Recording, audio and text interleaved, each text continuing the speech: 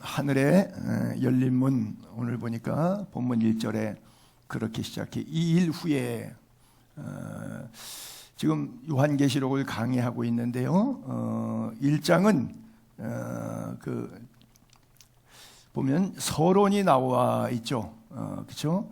그때 주의 날에 내가 성령에 감동돼서 내 뒤에서 나는 나팔 소리와 같은 큰 음성이 있었는데 놀래갖고 자기가 엎드려져 죽은 자같이 되었을 때 주님께서 그 등을 이렇게 쓰다듬어주면서 두려워하지 말라. 그리고 내가 살아있는데 처음과 마지막이다. 옛날에 전에 내가 죽었었더라. 이제 세세토록 살아있어 사망과 음부 열쇠를 가졌노니 내가 본 것과 지금 있는 일과 장차 될 일을 기록하라. 이렇게 말씀하셨는데, 그래서 1장에 그렇게 서론이 써 있었고요. 2장과 3장에 현재 있었던 교회 7교회들, 사도 요한이 100세 가까이까지 살아있을 때 실제 자기가 목회했던 에베소 교회를 중심으로 해서 7개 교회가 있었는데, 그 교회들이 뭐 이세벨의 역사라든지 발람의 교훈이라든지 이런 좋지 않은 현상들이 교회 안에 전부 있었는데, 그런 상황 속에서 우리가 어떻게 신앙생활을 해야 할 것인가를 7교회 쭉 이렇게 말씀을 했고, 그 다음에 이제 4장부터는 장차 될 일, 아직 이 일은 이루어지지 않았는데 장차 될 일들을 기록합니다. 특별히 4장하고 오늘하고 다음 주 5장하고는 성경 전체의 하이라이트입니다. 무슨 얘기냐? 성경은 예배를 주장하는 책인데 예배에 관한 글이 나와요.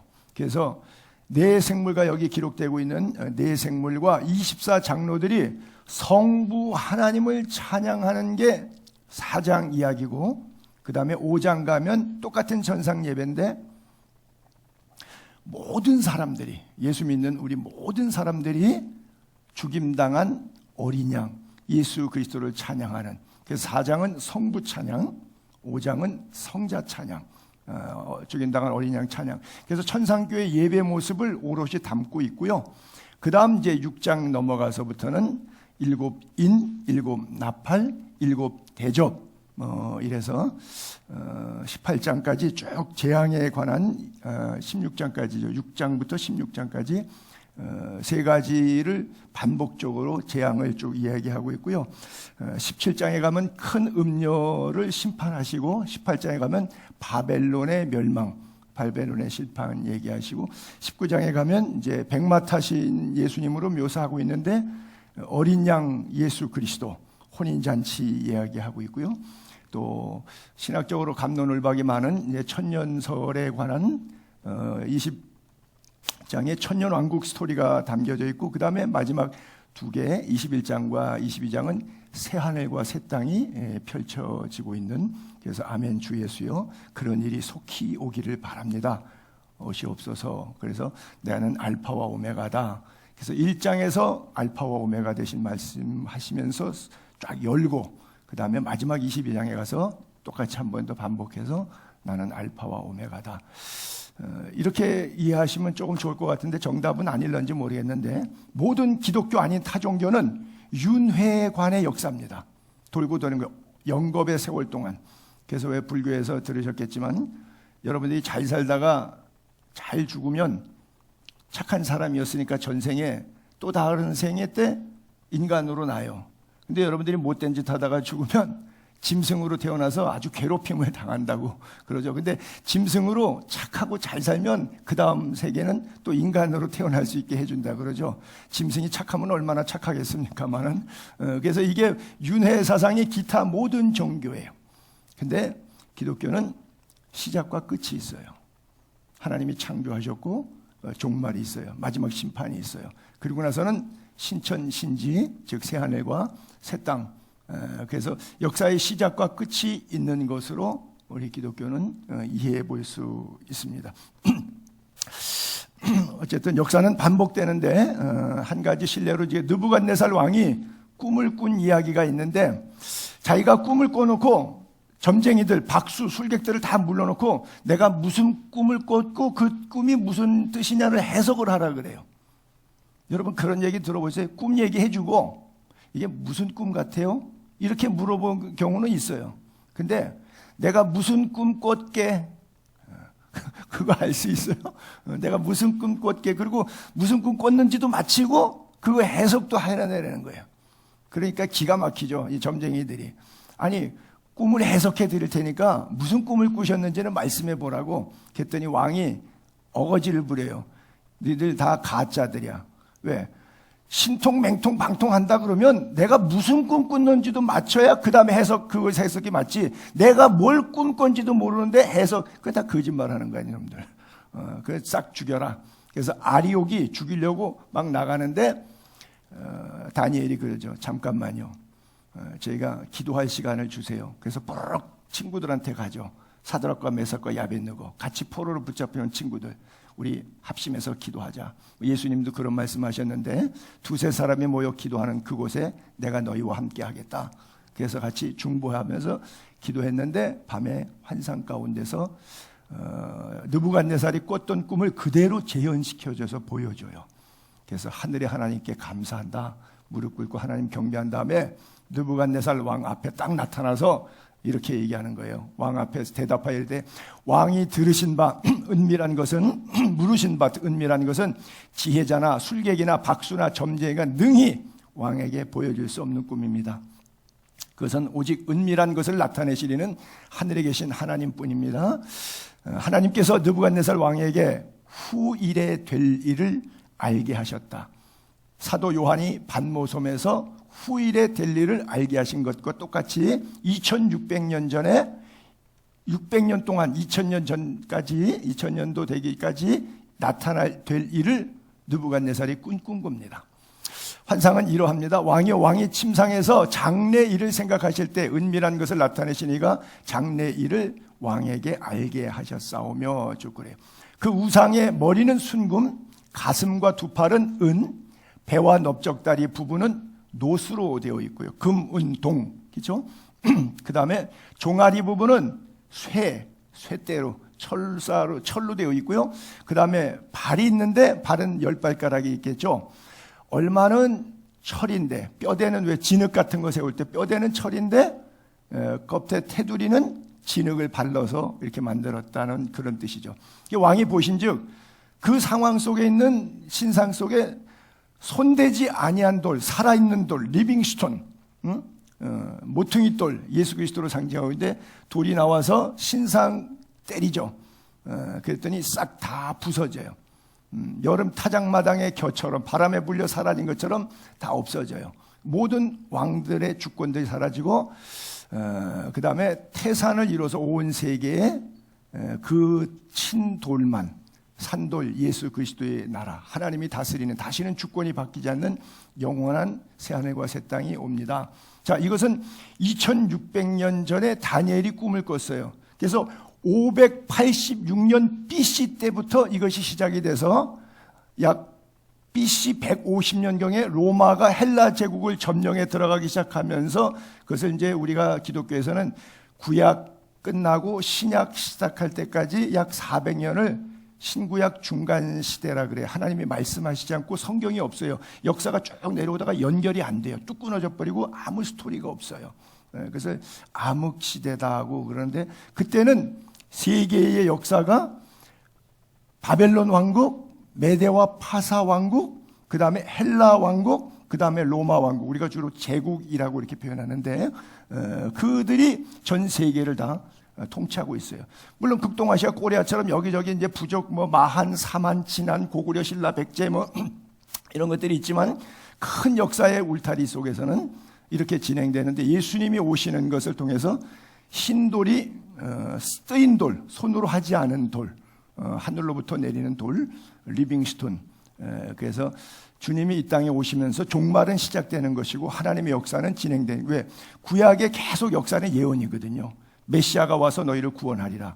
근데 2000년 전에 예수님이 오셔서 자신을 가리켜서 내가 반석이라고 말씀하셨고 살아있는 돌이라고 말씀하셨고 주춧돌이라고 말씀하셨거든요. 그래서 산에서 사람이 만들지 않은 뜨인 돌이 와서 구약시대의 모든 예언을 종결짓고 십자가의 구속으로 완성해서 다시 주권이 바뀌지 않는 온 세상에 가득한 나라.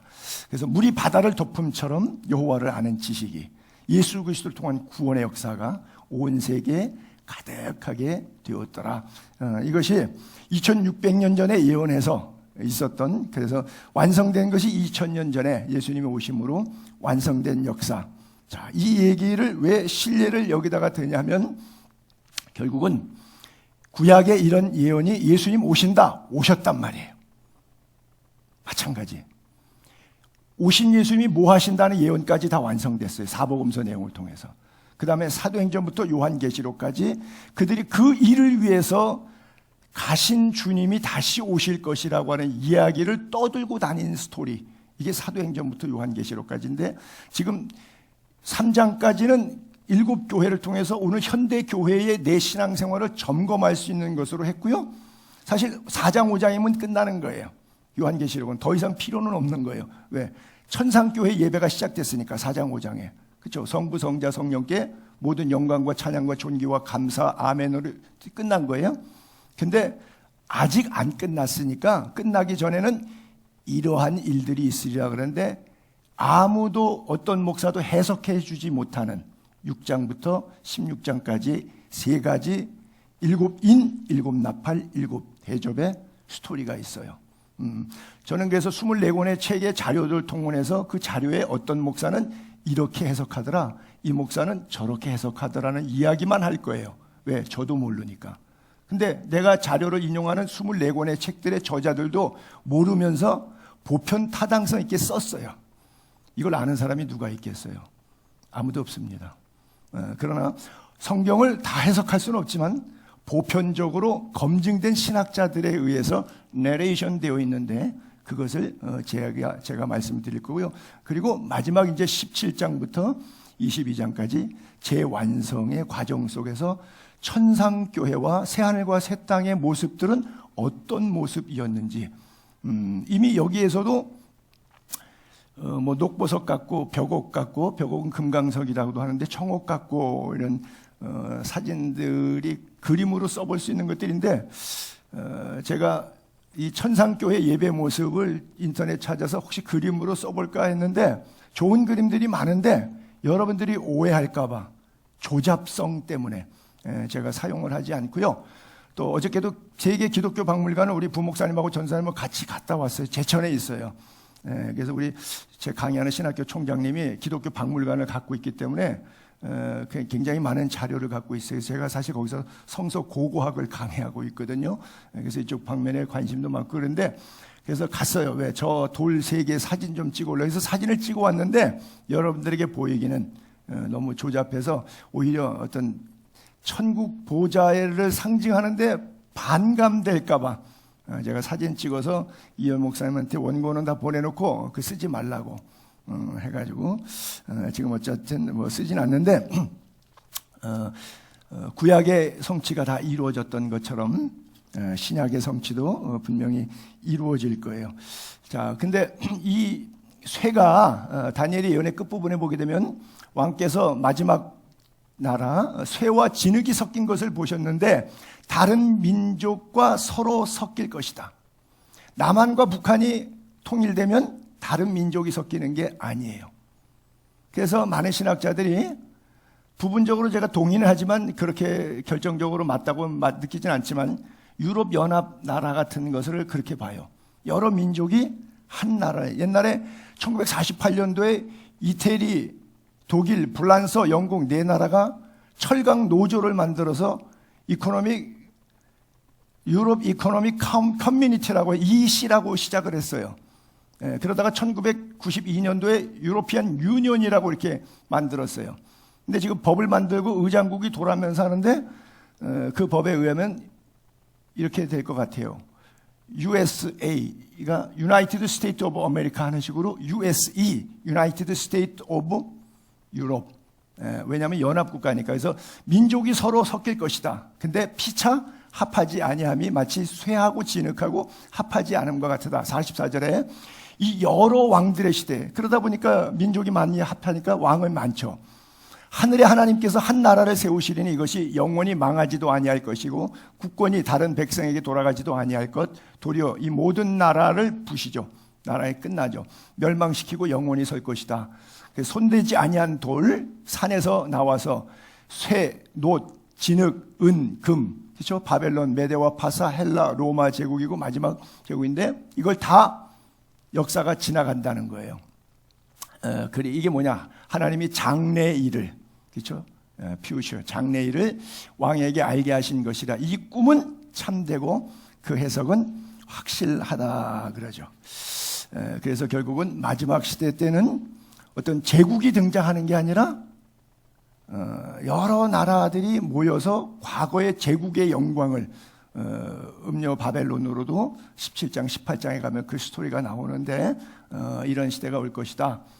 그래서 많은 학자들이 유럽 연합 국가들을 보고, 제가 82년도에 저 때는 이제 신학교를 졸업해도 논문을 써야 돼요. 학사인데도 석사도 아니고. 그래서 종말론에 대한 논문을 쓰면서 그때 유럽 연합, 그때는 EC라 그랬으니까 유럽 연합이 이렇게 모임 자체를 저 구절 때문에 좀 여상하게 보지 않았던 그런 느낌이 좀 있었는데, 어쨌든 지금 여러분들이 뭐 옆으로 약간 한 잔 더 나가면 나토 이야기를 많이 하고 있는데, 왜 나토가 문제냐면 국제 전쟁이 일어났을 때 서로 전쟁이 억제할 수 있도록 강한 나라를 연합해서 민족들이 만들다고 하는 거죠. 북대서양 쪽에 있는 나라들끼리 연합이죠. 왜 우크라이나 사태, 러시아가 왜 우크라이나를 치려고 하느냐? 우크라이나가 핵시설이 있었던 키예브 공화국, 러시아 공국이죠. 볼셰비키 공산혁명 이후에 아주 구소련 시절에 굉장한 나라죠. 키예브 공화국이요. 오데사를 갖고 있고 흑해 연안으로 러시아 옛날 소련 함대를 갖고 있었던 그런 나라인데, 이게 독립되면서부터 나토에 가입하려 그러면, 나토에 가입해버리면 러시아가 자기 마음대로 못해요. 왜? 거기를 때리면 나토에 가입된 27개국이 우리나라를 점령했네. 그 27개국이 같이 볼 때처럼 러시아와 싸워요. 뭐 이렇게 되면 3차 대전이 될 수도 있겠는데, 그러니까 나토 가입하지 못하게 하는 게 이게 요지거든요. 뭐 천연깨 쓰고 뭐고 여러 가지가 경제적인 이유도 없지는 않겠지만, 중요한 것은 자꾸 나토에 가입하려니, 러시아에서부터 벗어나려고 하는 거고, 러시아는 너희들이 자유롭게 거기서는 노는데 그렇게 큰 나라하고 손잡아가지고 우리와 맞먹는 군사적 대륙이 되는 것은 허용하지 않겠다. 이런 의도를 깔고 있는 거예요. 그래서 저는 작은 요 우크라이나 사태를 볼 때 작은 나라의 어떤 뭐 동티모르, 서티모르 싸우고, 남수단, 서수단 싸우고, 남예멘, 북예멘 싸우고, 남한, 북한 싸우고, 이런 관점으로 보기보다는 조금 더 다른 관점으로 생각해 보는 거예요. 어쨌든 하나님께서 때가 차면 필요하면 전염병도 창궐해야 해야 되고, 필요하면 전쟁이 일어나서 그것이 도화선이 돼서 나토가 개입되고 미국이 개입되고 이란이 개입되고 중동의 화약고가 터지고, 이런 일들이 있어서 지구의 3분의 1이 어차피 깨져야 돼요. 어차피 재난은 와야 돼요. 그래서 그런 논리에서 사는데, 그것이 예수님이 빨리 오신다 그러면 우리 세대에 그 일이 일어나면 좋고, 우리 죽은 다음에 그런 일이 있었고, 나 세대는 세상에 전염병도 없고 전쟁도 없고 평안하게 살다 죽었으면 좋겠다 생각하면 이제 주님이 다음에 오실 거고, 그러나 우리의 원하는 대로 되지는 않죠. 그렇죠? 주님 원하시는 그분의 시간표, 생명과 시간의 주인이 그분이시니까. 그렇게 어쨌든 그래서 이 일 후에 내가 보니 하늘에 문이 열려 있어요. 그리고 이리로 올라오라 그래. 1장에 말했던 나팔 소리 같은 그 큰 음성으로 이리로 올라오라 그런 소리가 나는 거예요. 그러면서 이후에 지금부터는 마땅히 일어날 일, 예언이죠. 내가 너한테 보여주리라. 그래서 예언과 환상이 이제 6장부터는 교차돼서 나옵니다. 성령에 감동돼, 1장에서도 그렇게 써 있었는데, 주의 날 성령에 감동되어 소리가 들렸다 그랬는데, 하늘에 보좌가 베풀어졌고 그 보좌 위에 앉으신 이가 있는데, 앉으신 이 모양이 벽옥 같고 홍보석 같고 또 무지개처럼 쫙 보좌가 둘러져 있는데 그 모양이 녹버섯 같더라, 이렇게 써 있어요. 보좌라고 하는 단어가 11장에 읽으면서 쭉 체크해 보니까 14번이나 나오더라고요. 보좌는 단순하게 말하면 권력을 상징한다고 볼 수 있겠죠.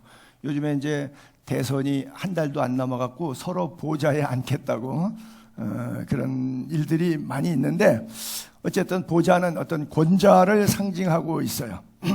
근데 우리는 권력의 상징이라고 보다도 이렇게 생각하면 좋을 것 같아요. 예수 믿는 우리들은 보좌 그러면 예배당, 하나님을 찬양하는데, 그렇죠?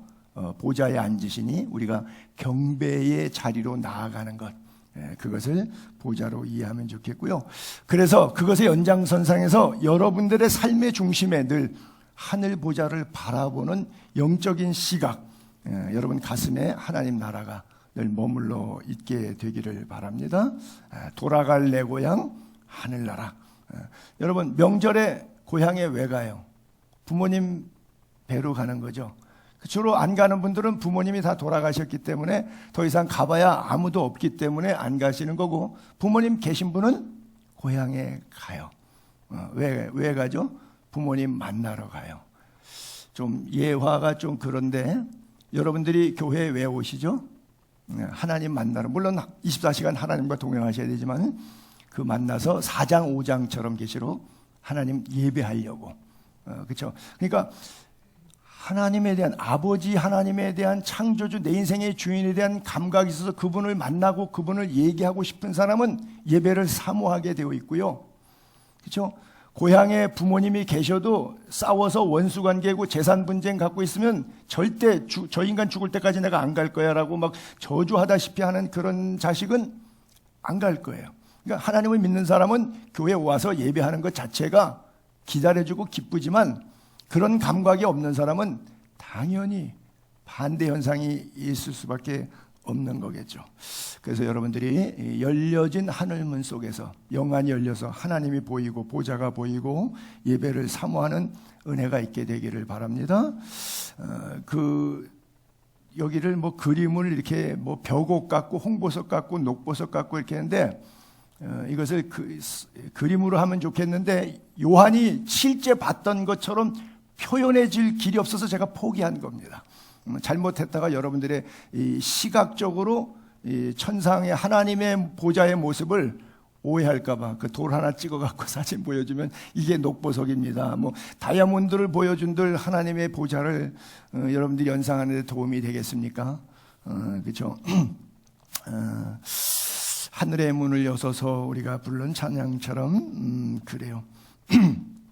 여러분 위에 부어지기를 바라고요. 12월 31일만 되면 호텔 잡을 수가 없는 데가 대한민국의 정동진입니다. 그렇죠? 거기 왜 그렇게 30일 날 되면 많이 가죠? 첫 해 보겠다고. 해 아래 새 것이 없지만 그 다음날 태양이나 그 전날 태양이나 똑같은 태양이지만 뭔가 마음속에 비는 것이 있는데, 여러분 마음속의 바람은 정말 새 힘, 치료하는 광선, 영적으로 육적으로 주님 하늘의 열린 문 속에 주님 배울 수 있게 되기를 바랍니다.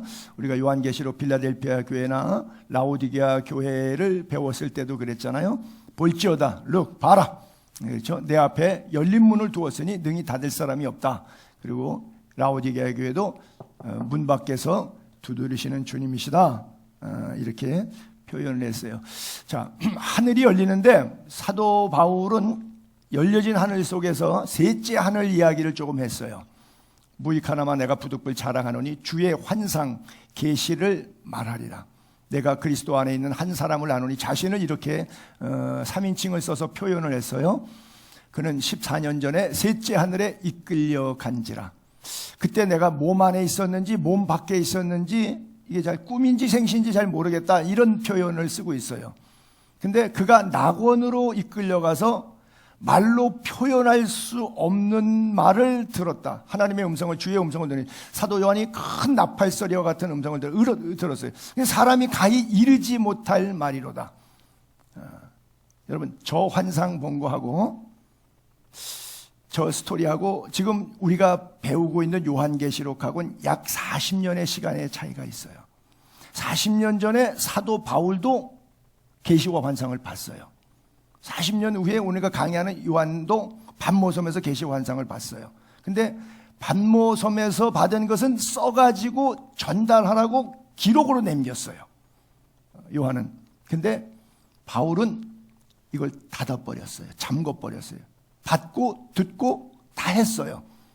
셋째 하늘까지 올라가. 근데 자기는 가히 필설로 표현 못 해주겠다.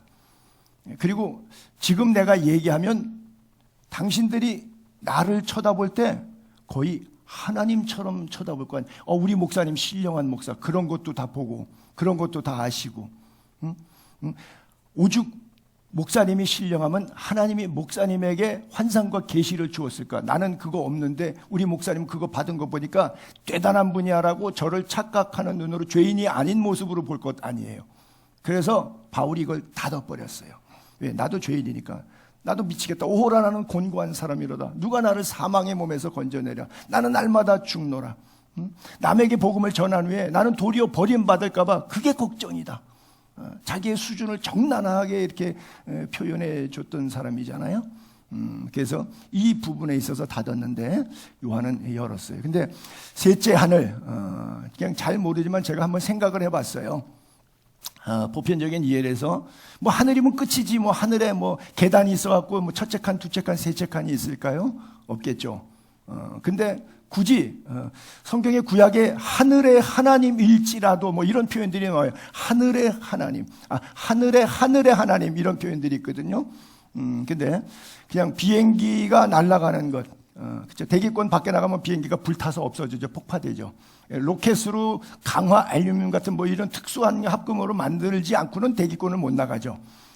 그래서 대기권 안, 대기권 밖, 그 다음에 또 하나의 세계는 우리가 볼 수 없고 헬륨 만환경으로도 측정 불가능한 또 다른 영적 세계가 있다. 근데 사도 바울은 셋째 하늘이라고 말해놓고 정답을 밑에다가 살찔 달았어요. 뭐냐? 낙원에 이끌려 갔다고 써 있어요. 낙원에 누가 계실까요? 하나님과 천사들이 있는 영역이겠죠. 그래서 지금 우리가 머무는 영역은 땅이기 때문에 스카이 속에 있어요. 그렇잖아요. 땅 안에 있으니까 우리가 스카이 안에 있어요. 그렇죠? 근데 이 대기권을 벗어나 가지고 성층권을 벗어나 버리면 그때는 사람이 둥둥 떠다니죠. 공기도 없거니와 마스크 쓰고 인공 산소호흡기 가지고 통 들고 돌아다니면 그냥 좀 이렇게 표현하면 뭐인데 방구만 한번 껴도 풍 100km로 그냥 날아가 버릴 정도로 공기가 없는 그런 유형 공간, 우주 공간. 엄마의 자궁을 주로 우리가 그렇게 많이 표현하죠. 해, 달, 별들이 걸려 있는 곳, 행성들이 있는 것, 플라넷이라고 그러죠. 그 다음에 셋째 하늘. 그래서 무적행을 얘기할 때 우주학자들이 어떤 별이 있으면 별똥별이, 유성별이 툭 떨어지는데 거기 들어가면 그냥 없어지는, 그래서 그걸 블랙홀이라고 우주 용어로 이렇게 사용하는데 발견은 했어요. 블랙홀이라는 게 있다는 것이. 근데 어떻게 블랙홀이 있는지, 어떤 별들이 거기에 빠져가는지는 아무도 이야기를 할 수가 없어요. 그냥 나타난 현상을 사진에 보고 몇 마디 과학자들이 이야기하는 것인데, 인간이 가진 지혜와 과학으로 우리 짧은 지식 가지고 이 성경의 세계를 다 이해할 수 있겠어요? 신학 박사 100개 있어도 요한계시록 못 푸는 겁니다. 근데 제가 늘 말씀드리면 이단은 다 풀어요. 그래서 이단과 저의 차이는, 저는 성경을 모르는 게 못 푸는 게 많다. 그리고 이단은 다 푼다. 이게 이단과 저의 차이라고 분명히 말씀드렸어요.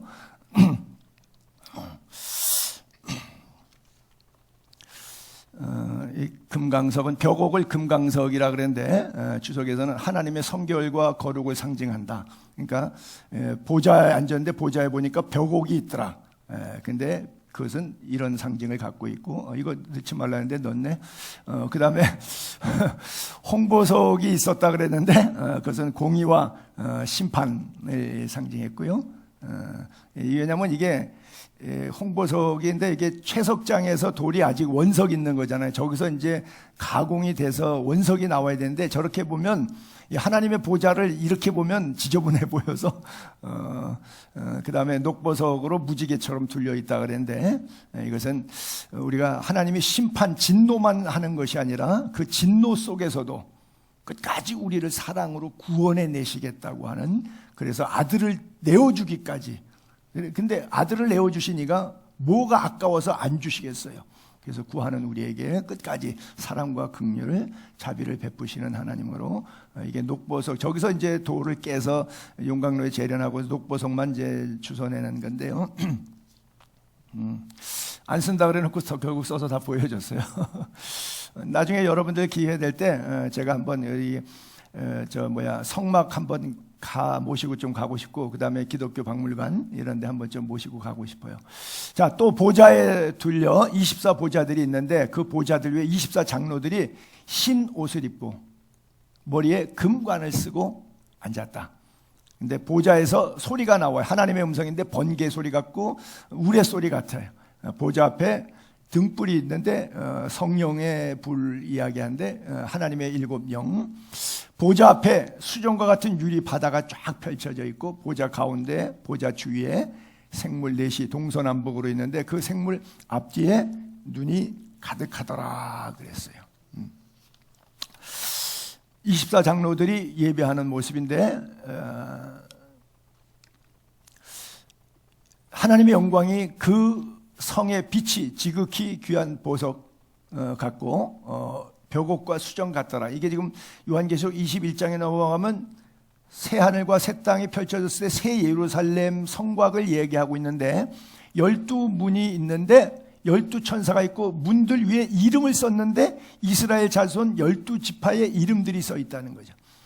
그래서 또 동쪽으로, 북쪽으로, 남쪽으로, 서쪽으로 문이 3개씩 나눠 있죠. 그러니까 3, 40이 12개가 이렇게 나오는데, 그 성곽의 기초석이 12개가 있는데, 그 기초석 위에는 어린 양의 예수 그리스도죠. 12사도, 베드로부터 가룟 유다까지인데 가룟 유다가 빠지고 바울이 그 역할을 영적으로 대신하고 있죠. 12 이름이 있더라 이렇게 했어요. 전통적으로는 워낙 가룟 유다 자리에 마띠아가 들어가는 것이 사도행전 2장에 나와 있는데, 그러나 마띠아는 기록이 없고 사도행전의 전체 9장 이후에, 개종 이후에 마지막까지는 거침없이 담대하게 하나님 나라의 복음을 전거했던 바울이 들어가 있어서, 전통적으로 신학자들이 12사도는 가룟 유다 결원의 바울 충원 이렇게 보편적으로 이해를 합니다. 자, 그래서 12보좌라고 하는 것은 구약의 12지파, 신약의 12제자 도합 24인데, 그렇게만 푸는 것은 좀 무리가 있고요. 조금 더 여기다가 하나 더 이해하실 것은, 구약의 모든 성도, 신약의 모든 성도에 대한 대표성을 가진 총칭이다. 즉 구원받은 신구약 시대, 즉 구약 시대는 뭐죠? 예수님 오시기 전에, 우리가 예수 믿고 구원받는데 예수님 태어나기 전에 사람은 어떻게 구원받을 거예요? 그렇잖아요. 그래서 여호와 하나님을 섬겼던 선택받은 할례, 구약은 할례죠. 신약은 세례죠.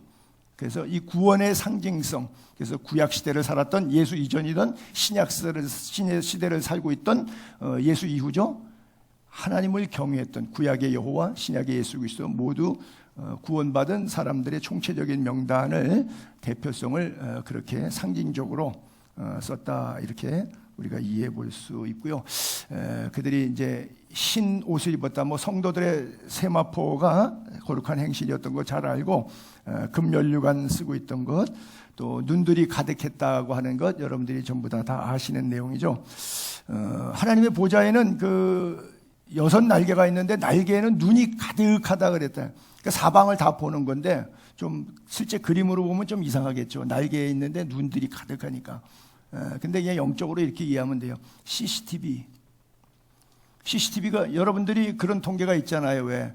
하루에 출근해서 퇴근해서 집에 올 때까지 CCTV에 최소 150번, 최대 300번 이상 찍힌다 그러잖아요. 있잖아요. 집에 딱 나서면 복도에 CCTV, 엘리베이터 안에 CCTV, 길거리 걸어가면서 블록마다 CCTV, 버스 올라갈 때 CCTV, 전철 타면 칸칸이 CCTV가 계속 찍히고 있고요. 회사 들어갈 때 이동 공간에 심지어 자동차 안에 자기 블랙박스까지 포함해가지고 여러분들이 최소 150회 찍히고 최대, 그러니까 눈들이 가득하더라. 불꽃 같은 눈동자로 우리들의 평생 일생을 하나님이 전부 다 보고 계시다. 그러니까 우리가 천국에 가면 하나님이 너 이랬지 저랬지 이렇게 묻는 게 아니라, 우리 스스로 녹음 테이프 돌려서 CCTV 자동적으로 녹화 테이프 돌려보듯이 그냥 이실직고 하는 겁니다. 그러나 예수 그리스도를 믿을 때 예수 그리스도께서 이 모든 죄를 용서해 주셔서 원죄와 자범죄를 주님이 해결해 주시는 줄로 믿으시기 바랍니다. 그래서 예수 믿고 구원받은 이후에는 우리가 어찌하든지 간에 자신을 쳐서 말씀에 복종하여 살도록 해야지 또 자범죄를 벗는 자리에 들어가면 안 돼요. 그래서 내 힘으로 할 수도 없죠. 그 성령의 능력에 도우심을 늘 구해야 되겠죠. 근데 이것도 난해한 구절 가운데 하나인데 이게 에스겔서 1장에 그대로 나오는 표현입니다. 이미 에스겔이 봤던 환상하고 똑같아요.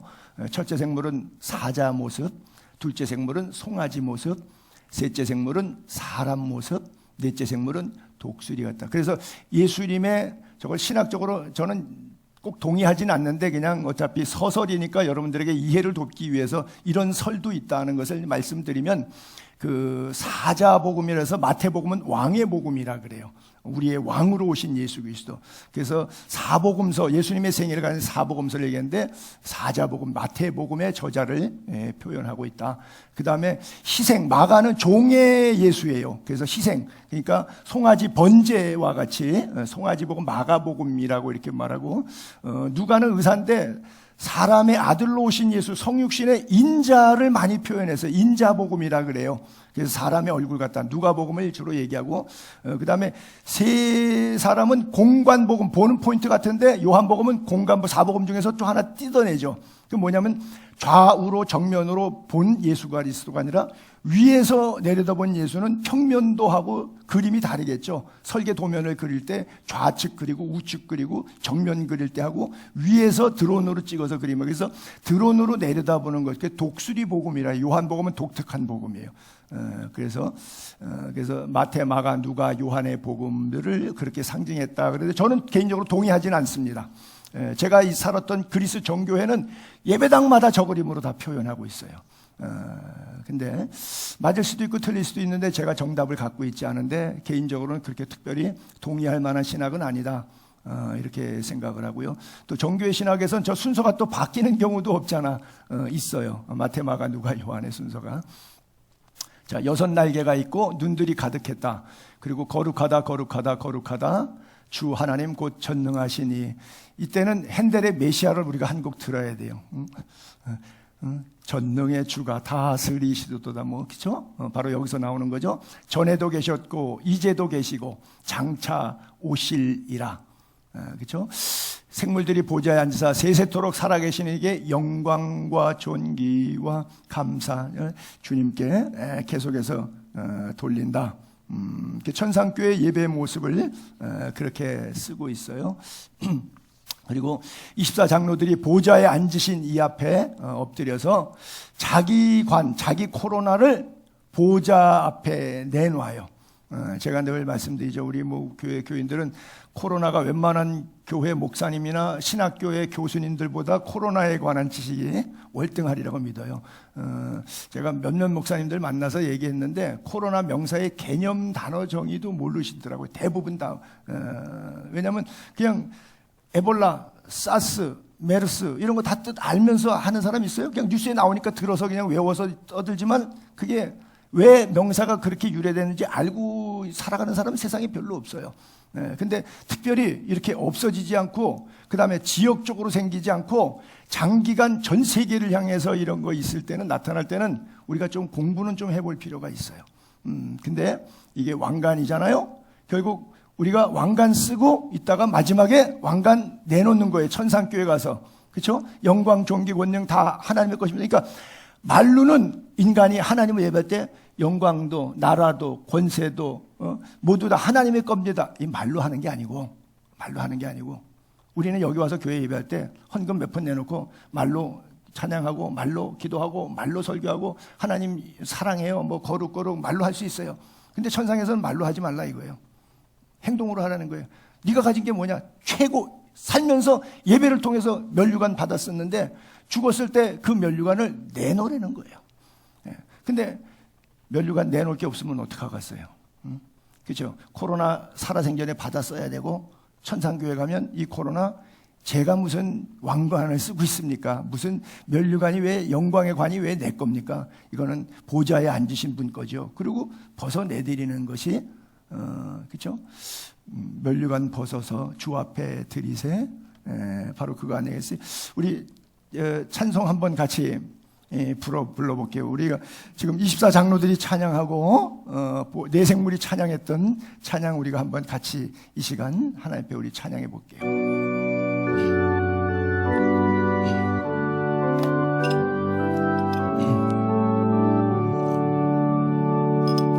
거룩 거룩 거룩 전능하신 주님, 이른 아침 우리 주를 찬송합니다.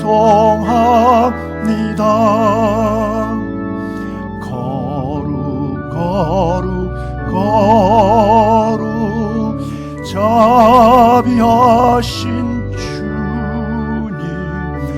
성삼위일체 우리 주로다.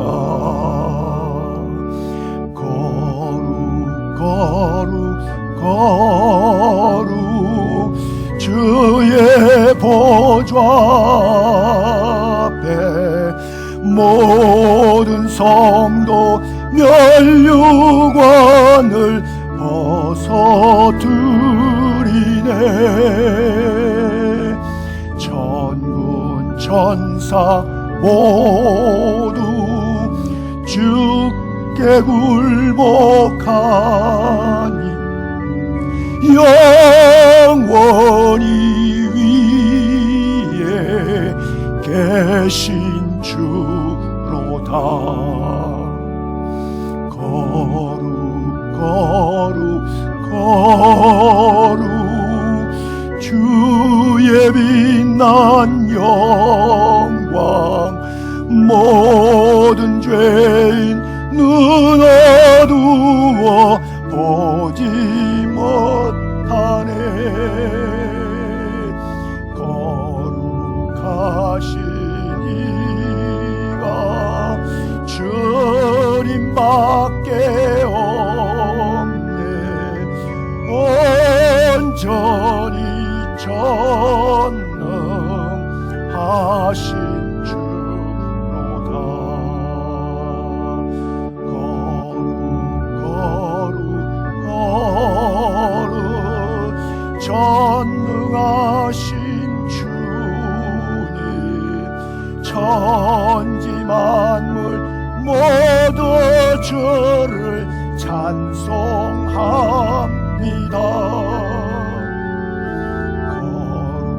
거룩 거룩 전능하신 주님, 성삼위일체 우리 주로다.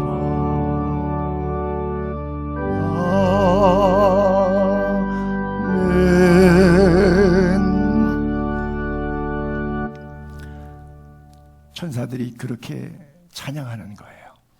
우리가 하나님 나라 갔을 때 주님이 예수 믿는다고 그동안 헌신, 봉사, 충성했던 모든 수고와 노고를 생명의 면류관, 의의 면류관을 우리 머리 위에 씌워주실 것이고, 그렇잖아요? 저는 그렇게 상상을 해요. 성도의 죽음을 하나님이 귀중히 여기신다 그랬잖아요. 성도가 딱 이 세상 끝나는 날, 관뚜껑 덮는 날 천군 천사 보내서 그 면류관 씌워주시는 거예요. 우리 눈에는 보이지 않지만 수고했다. 그리고 그 면류관 가지고 올라가는 거예요. 쓰고 올라가서 천상교회 예배 드릴 때 이렇게 거룩거룩 찬송하다가 24장로와 보좌들이 있고 모든 피조물들이 찬양할 때 찬송 부르고 마지막 아멘 하면서 이거 제 거 아니라 당신 겁니다. 보좌에 앉으신 이에게 내어놓는 거예요. 그 영광스러운 감격이 하늘문이 열려 있을 때 그 모습이 늘 보여져서 코람세오라 그러죠. 하나님 앞에서 그렇게 살아갈 수 있게 되기를 바랍니다. 여러분, 하루의 인간이 하루 24시간이죠. 1시간이 60분이에요. 그러면 일주일이면 7일을 계산해 봤더니 168시간이더라고요. 분으로 계산하니까 1080분이 나오더라고요. 10,000분으로 일주일을 10,000분으로 계산해서 1%면 100분이에요. 100분을 보니까 1시간 40분이잖아요. 100분이면. 1%는 일주일에 하나님 예배하는데 열린 하늘문 집중하시고 99% 나머지 시간은 여러분들이 쓰세요.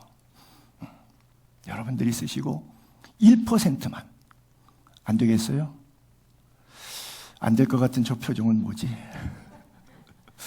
부탁해요.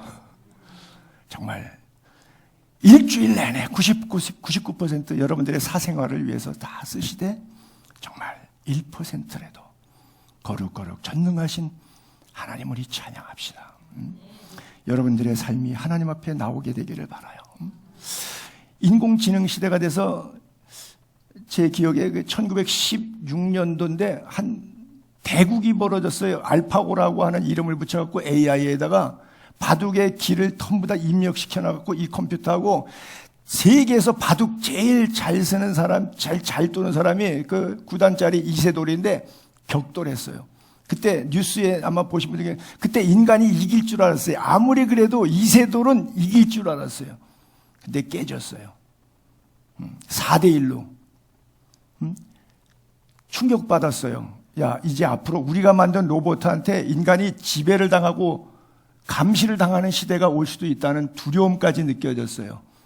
야, 사람이 만든 기계한테 기계가 이기고 사람이 지다니 이거 이제 거꾸로 역조 현상이 오는구나. 그 다음에 대국을 잘 두는 9단짜리들이 전 세계적으로 내가 한 판 붙겠다, 내가 한 판 붙겠다 그래서 지난 수년 동안에 64전 대국이 벌어졌는데 64전 전패예요, 인간이. 한 번도 이겨본 적이 없어. 딱 한 번 이세돌이 첫 대국했을 때 두 번째 판에 불쾌승으로 한 번 이긴 적이 있었는데 그게 지구상의 유일한 알파고 이긴 한 건이에요. 64전 전패예요. 다 졌어요. 저는 그 뉴스를 보면서 약간 좀 경악스러웠어요. 앞으로 의사도 AI가 할 거고요. 판검사도 육법전서 다 외워서 이거는 옳은 거야, 이건 틀렸어, 이건 1년형이야, 이건 10년형이야. AI가 재판할 거고요. 입력시켜 놓은 대로. 이거 올까 봐 걱정인데 제가 제일 걱정하는 거 괜찮은데 다른 건 괜찮은데 목사도 AI 목사 나올까 봐. 내 직업 뺏길까 봐. 무슨 얘기냐? 성도도 AI 성도인 거예요. 여러분 바쁘니까 돈 벌어야 되니까 주일날 교회 못 갈 수 있어요. 여러분들이 갖고 있는 AI로 대신 예배당 보내면 돼요. 제가 예전에 안식년한다고 남서울교회 1년 동안 안식권이 있었는데 거기는 서초동, 범포동, 강남에 부자들이 많은데 여전도에서 돌아가면서 주방 봉사하다 보니까 설거지 담당하는데 그 손에 물 안 묻히는 권사님들이 밍크 입고 다이아몬드 끼고 있는데 교회에서 그 3,500명 먹는 밥 그 한 10명씩 다 설거지 해야 되는데 그 설거지 자기가 안 하려고 자기 집에 파출부 아줌마 일당 10만 원 줘가지고 주일날 우리 교회 와서 설거지 하라고 해서 대신 보내더라고요. 이것이 예를 들면 AI예요. 모든 가상 세계는 현실 세계로 오는데 뭐 이재철 목사님 이름을 거명해서 그렇긴 한데 저는 이제 설교 시간에 무명으로 해야 되는데 자꾸 이름들을 거명해서 백주년교회 이재철 목사님도 그러더라고요. 앞으로 교회 개척 필요 없다.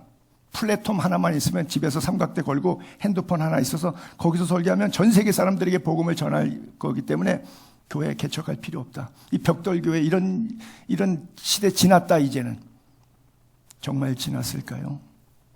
그 이야기를 하나님께서 들으실 때 영상으로 비대면 대체하는 것에 대한 한계를 뭐 자가격리 대상자라든지 병원에 입원하셨다든지 부득이한 경우는 그 인생을 향한 하나님의 말씀하심이 있기 때문에 그 순간에 그것을 통해서도 시공을 초월한 하나님의 역사는 있을 수 있지만 그렇지 않은 게으름이나 개인적인 욕망을 채우는 것이나 하나님에 대한 경건과 예배의 감각이 없어져서 대체하는 것이라 그러면 그것도 하나님이 부득이한 영과 진리의 내용 중에 하나라고 인정하실 것인가?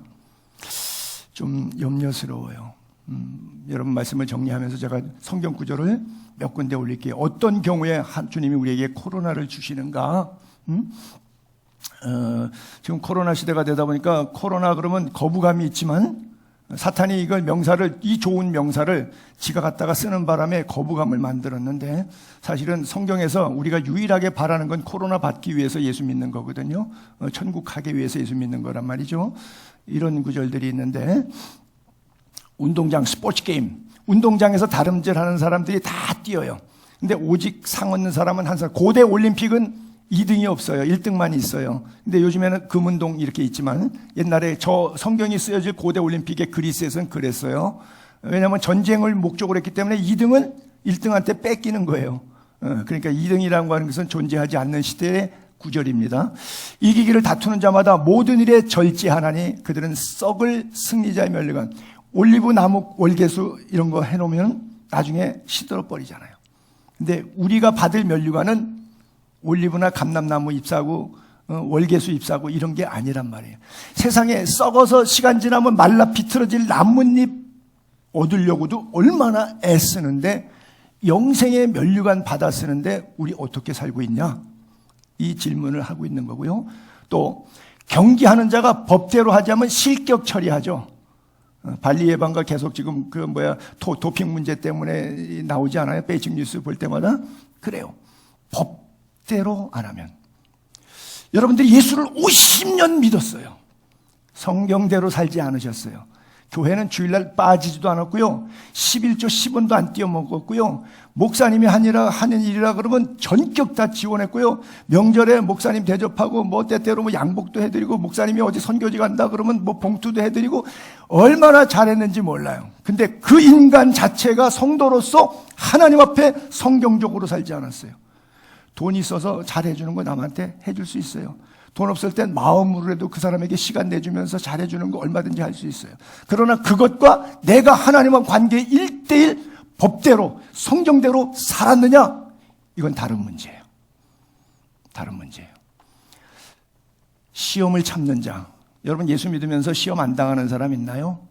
지금 지난 주간에 제가 보니까 우리 박형 집사님 아들 둘째가 경제가 이 혈전증이 온 게, 색전 혈전증이 와갖고 한 걸음도 걸을 수 없고 숨조차 쉴 수 없을 정도로 해서 갑자기 서울대병원에 응급실로 긴급하게 들어가게 됐는데, 아마 백신 부작용 가운데 하나가 아니겠는가 생각하는데, 어쨌든 인과관계는 의사가 증명을 안 해주죠. 그래서 제가 기도해주고 그 다음날 많이 좋아졌다 그러길래 그랬어요. 집사님, 둘 중에 하나입니다. 내가 헌금하고 봉사하고 교회 충성하고 열심히 예수님 믿는데 왜 내 가정에 이렇게 어려움이 있습니까? 하고 빵 터지는 경우 하나 있고, 시험이 올수록 내가 더 하나님, 사탄이 방해해봐야 소용없다 이놈아, 내가 그럴수록 우리 하나님 더 잘 섬길 거야. 이 둘 중에 하나가 있습니다, 믿음 생활에는. 그랬더니 그냥 툭 튀어나와도 후자요 그러시더라고요. 생각도 안 해보고 후자요 그러시더라고요. 그래서 내가 가리키긴 잘 가리켰구나. 물론 노후 준비를 무시하지는 않지만, 제가 노후 준비보다 중요한 것이 사후 준비예요. 몸은 죽일 수 있는 사람 두려워하지 마세요. 몸과 영혼을 함께 죽이는 자를 두려워하세요. 그분은 전능하신 하나님이에요. 그리고 사탄이 내 몸을 죽이려고 해도 못 죽여요. 하나님 허락 없으면. 사람뿐 아니라요, 참새 한 마리 공중에 날아가는 것도 떨어지는 시간표를 누가 결정하셔요? 하나님이 결정하세요. 제 머리카락 휘어지고 검어지는 이 1분 1초의 타이밍을 누가 결정하셔요? 하나님이 결정하세요. 우리는 그것을 믿습니다. 왜? 나의 주인이, 나의 창조주가 하나님이시기 때문에 생명의 주관자예요. 그래서 그 생명의 면류관은 사탄이 주지 않아요. 세상이, 물질이, 상황이, 사람이 주지 않아요. 하나님만이 주십니다. 근데 그거 못 받게 하려고 사탄이 짝퉁 바이러스에다가 짝퉁 코로나 이런 면류관 넣어가지고 자기 예배하게 만들잖아. 그 다 시험 들게 만들잖아. 다 예배 헤쳐놓게 만들잖아. 다 사망의 음침한 골짜기를 통과할 때마다 주님이 나와 함께 한다는 것보다는 주님이 나와 함께 하면 왜 이런 일이 있을지 빵 하는 현상들이 더 많이 온단 말이에요. 그래서 생명의 면류관은 결국 누가 얻느냐? 시험을 참는 자가 얻는다고 써 있어요. 그래서 바울은 이렇게 표현해요. 믿음 지키라고. 선한 싸움 뭐예요? 영적인 싸움이잖아요. 맨날 옆에서 육박전 한다는 게 아니라 나의 달려갈 길이 어떤 길이에요? 어떤 길은 사람의 보기에 바르나 실망은 필경은 사망의 길이잖아요. 내가 달려갈 길이 어디로 가야 돼요? 내 길이 어디로 가야 돼요? 길과 진리와 생명 대신 예수께로 가야죠. 그렇죠? 그래서 뭘 지키는 거예요? 믿음을 지켜야 돼요. 응? 그래야 나를 위해서 의의 면류관이 예배됐고 사도 바울뿐만 아니라 모든 성도에게도 동일하다. 그래서 한 번 충성하고 시험 들었다고 그만두고 이런 게 아니라 주님 앞에 뭐 목사 앞에 교회 헌금 베푸는 이런 얘기하는 게 아니에요. 이런 구절을 해석할 때마다 여러분들이 오해할까 봐 너무 겁나요. 뭐 우리 목사님 대접 잘하고 선교사님 올 때 대접 잘하고 뭐 교회다 헌금 잘하고 이런 것을 충성으로 생각할까 봐 여러분 이런 것들은 여러분들에게 율법이 돼 가지고 신앙생활을 져야 하는 결정적인 요소지 절대 여러분들의 신앙에 도움 안 돼요. 어차피 그 건강 하나님 거였고요. 그 돈 하나님 거였어요. 그렇기 때문에 여러분들이 충성해봐야 그것도 하나님 거지 여러분 그 10원도 미친 것 없어요. 본전도 없는 인간들이에요. 우리는 그냥 죽을 때까지 충성하는 거예요. 생명의 관 우리에게 얻는 거고요. 그리고 하나님이 주셨는데 원죄 해결함 받았는데 사탄에 속아서 자꾸 자범죄 하다가 원죄 침탈이 올 정도로 내가 자폭하면 되겠어요? 굳게 잡아야죠. 이게 바로 시험을 참는 자가 복이 있다고 하는 거예요. 그래서 우리에게 이미 주어졌는데 구원이 완성됐는데 더 이상 이 완성된 구원이 어려워지지 않도록 이게 정말 구원인가 가짜 구원 붙잡고 내가 구원 받았다고 혹시 착각하는 건 아닌가. 왜? 한 번 받은 구원은 취소가 되지 않는데 내가 받은 구원이 진짜인지 가짜인지 유니게 로이스 속에 이야기할 때 내 속에 거짓이 없는 믿음이 있다. 바울에게 디모데에게 표현했는데 거짓이 있는 믿음인지 거짓이 없는 믿음인지 면류관이 빼앗지 않다라는데 고대 전쟁에는 보게 되면요 다윗이 요압 장군 내보내서 암몬의 여러 도시국가 왕들을 전부 처단해서 왕들의 왕관을 다 전쟁 노략품으로 갖고 왔어요. 그러니까 왕군을 빼앗아 갖고 거기 중량을 달아봤어요. 그랬더니 금이 1달란트예요. 신약 시대 1달란트는 한 20kg 되지만 구약 시대 1달란트는 한 34kg 됩니다. 그 1달란트 금 중량에 1달란트. 어저께 그 기독교 박물관 갔더니 돈으로 계산하면 한 90억 된다고 그러더라고요. 근데 그 왕관을 자기에 썼다는 거예요. 그러니까 저 왕이 왕관을 썼는데 그 왕을 죽여버렸으니까 전쟁에 생겨 전리품을 취해서 내가 썼으니까 네가 왕이 아니고 이제 내가 왕이다. 이런 상징적인 메시지가 있는 거죠. 저 같은 목회자들에게 이렇게 표현했어요. 너희 중에 있는 하나님의 양무리를 치되 목사들아 교회 목회할 때 억지로 하지 말라. 하나님의 뜻을 따라 자원함으로 하라. 이건 뭐 기쁘게 하라는 거죠. 더러운 이득을 위하여 하지 마. 돈 몇 푼 주니까 하는 거야. 그런 목회하지 말라. 기꺼이 하며 헌신하라는 거예요. 맡은 자들에게 주장하는 목사니까 내 말 들어야 돼. 그래야 복 받아. 목사 제가 여러분 중표히 말씀드리죠. 목사 축복권 있다 없다? 없다. 정답. 그렇죠? 목사 축복권 없어요. 여러분들 위해서 복 빌어줄 권한만 있지 그 복은 하나님으로 보기 때문에 목사에게 축복권 없습니다. 축복의 권리가 목사에게 없습니다. 그렇죠? 여러분들 잘 될 수 있도록 건강하도록 기도해 줄 수 있는 펑션, 기능이 있는 것뿐이에요. 근데 뭐 안수 받으면 목사 되면 그때부터 축복권이 있다고 그러는데 뭐 주의 종이 축복권이 있다고 하도 그 오순절 계통에서 거짓말로 말 잘못 가르쳐 나갖고 목사에게 축복권이 있다고 생각해요. 여러분들은 해체시키세요. 절대 없습니다. 천국 가서 물어보세요. 축복을 위해서 빌어줄 펑션, 기능이 있어요. 맡은 자들에게 주장하는 자세 하지 말고 양무리들의 본이 되라. 그러니까 네가 먼저 해라. 네가 먼저 헌금하고 네가 먼저 청소하고 네가 먼저 섬기고. 왜? 샘플이 되는 네가 먼저 앞에서 보여주려는 거죠. 그리하면 그렇게 목회해야 정말 진짜 목사 올 때 목자장, 우리는 목자장 주님 나타나실 때 재림하시면 시들지 아니하는 영광의 관을 얻으리라 그래요. 여러분들에게도 부디 시들지 않는 영광의 관이 있게 되기를 바랍니다. 나의 사랑하고 사모하는 형제들, 나의 기쁨이요 면류관인 사랑하는 자들아, 이와 같이 주 안에 서라. 사도 바울은 빌립보 교회 교인들에게 여러분이 내 면류관입니다 그랬어요. 얼마나 듣기 좋은 얘기예요. 자, 손용삼이 예수의 교회 교인들에게 여러분이 제 면류관이고 저의 기쁨입니다. 들을 때 기분 좋죠. 어휴, 이것들아, 이것들아. 내 수치고 정말, 그게 아니라 생각할수록 바울이 기도하니까 그 성도 얼굴이 떠오르고 너무 고마워서 막 눈물이 나는 거예요. 야, 어떻게 목사 마음이 이렇게 기쁜데 주님도 기쁘시죠. 울면서 감사의 기도가 터지고, 그렇죠? 나의 기쁨, 나의 면류관. 사랑하는 자들아, 이와 같이 그 면류관이 되려면 어떻게 하는 거예요? 목사 앞에 서라는 게 아니라 어디 서 있어야 돼요? 목사 앞에 잘 보여서 내 면류관이 되는 게 아니라, 목사 잘 대접해서 나의 면류관이 아니라 여러분이 하나님 앞에 굳건하게 잘 서 있는 거예요. 네. 왜? 여러분한테는 못 받아도 제가 하나님 앞에 너 목회 어떻게 했냐 물으실 것 아니에요. 주님 보세요, 우리 교인들. 그들이 어떻게 예수를 믿어왔는지 한번 보세요. 내가 어떻게 가르쳤고 그들이 그것에 어떻게 반응했고 보세요.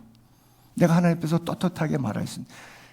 여러분들이 목사의 가르침을 통해서 우리 목사님은 나의 면류관이야, 나의 기쁨이야, 이렇게 말할 수 있고, 목사는 성도들을 바라보면서 주님, 바로 이들이 나의 기쁨이고 내 면류관 아닙니까? 우리 이런 관계가 됐으면 좋겠어요. 마지막 절에 인자가 자기 영광으로 모든 천사와 함께 올 때 자기 영광의 보좌에 앉으리니, 요한계시록도 이기는 자에게 내 보좌에 함께 앉게 해주겠다 그랬는데, 그 보좌에 모든 민족을 그 앞에 모아요. 주께서 호령과 천사장의 나팔로 하나님의 하늘로 쫓아 강림하실 때 모든 죽은 자들이 먼저 일어나고 살아남은 우리도 끌어올려서 모아지는 거예요. 그리고 거기서 천국 갈 사람, 지옥 갈 사람을 구분합니다. separate. 구분해요. 그래서 양과 염소를 구분하는 것처럼 오른쪽, 왼쪽으로 구분해서 오른쪽 양 천국, 왼쪽 염소 지옥 딱 나눈다는 거예요. 우리가 사도신경 외우는 것처럼 하늘에 오르사 전능하신 하나님 우편에 앉아 계시다가 저리로서 산자와 죽은 자를 심판하러 오시리라. 항상 두 가지 위험에 우리가 직면해 있습니다. 외부로부터 오는 박해, 내부로부터 오는 큰 음녀 바벨론과 같은 존재가 신앙생활을 좀먹어 들어갑니다. 양수 겹장 속에서 믿음을 견고히 하고, 왜? 상한 갈 때도 꺾지 아니하시고 꺼져가는 심지도 끄지 아니하시는 하나님의 사랑이 우리에게 부어지고 있기 때문에 그 사랑 안에서 날마다 승리하는 저와 여러분 될 수 있기를 주님의 이름으로 축복합니다. 기도하겠습니다.